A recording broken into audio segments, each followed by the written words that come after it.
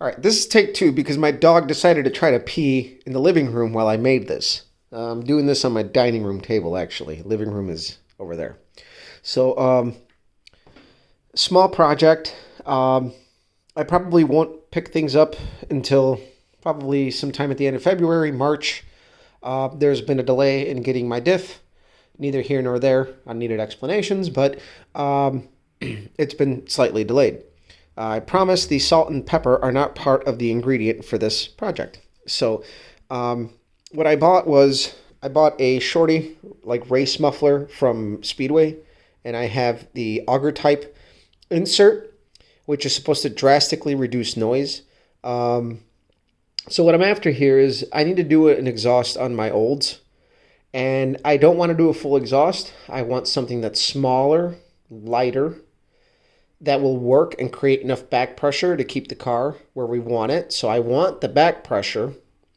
I know what I need to do to, light the wick up when we need it.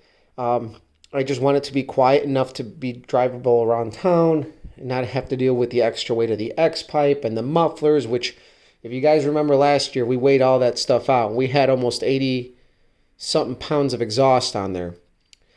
So what the idea here, what I'm going to do is I got the right pieces, and so this will be on the header flange side. I'm going to weld this, and this will all be nice and welded up, and it'll get all nice and painted, but for now I'm just kind of roughly showing you guys what I'm going to do. And then, so bear with me, don't mind the crookedness. So you're going to have this. Now this auger, the only thing I don't like about it is that once it's in the pipe and it fits tight, it does have to hit the walls of this thing to circulate. So I think I'm going to do a bunch of holes on here just for a little extra added flow. I think with what I'm going to do, it should quiet it down fairly good enough. We'll find out. So the idea is that I'm going to partially put this as far as I can into the bullet muffler, which I'm going to call it a bullet muffler, but it's not. And then I'm going to cut this pipe and finish it off and then have it turn down. So it'll be kind of like a more sophisticated glass pack without the glass pack, if you will think of it. I saw other mufflers out there, like the one-chamber bullets and stuff like that, like the Outlaw muffler that Jones Exhaust sells, which is, for the money, it's fairly good and effective. I've seen videos on it.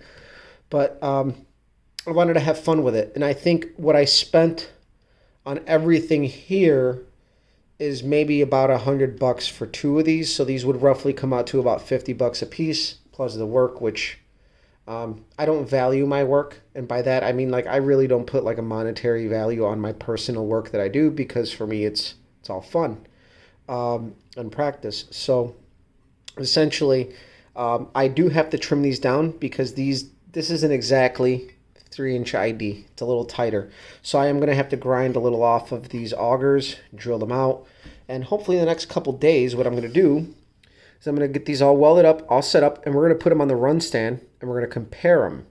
So obviously we got regular glass packs on there right now. You guys have seen the video of the engine on the run stand. And then we're going to compare these. And obviously, I think the engine by now has almost like 2 hours of runtime. I cut apart filter number 3, and it was super clean because, remember, that engine did have a severe life before, and I think a lot of the super fine material was still finding its way out of the passages, even though I cleaned the bejesus out of it. But even then, filter number 1 wasn't too bad, filter number 2 was pretty clean, and filter number 3 was absolutely clean. And of course, the first oil change had a little bit of glitter in it, so we'll let you guys know before the cavalry comes in, because I hear my dogs coming in. So share, like, subscribe. Bye.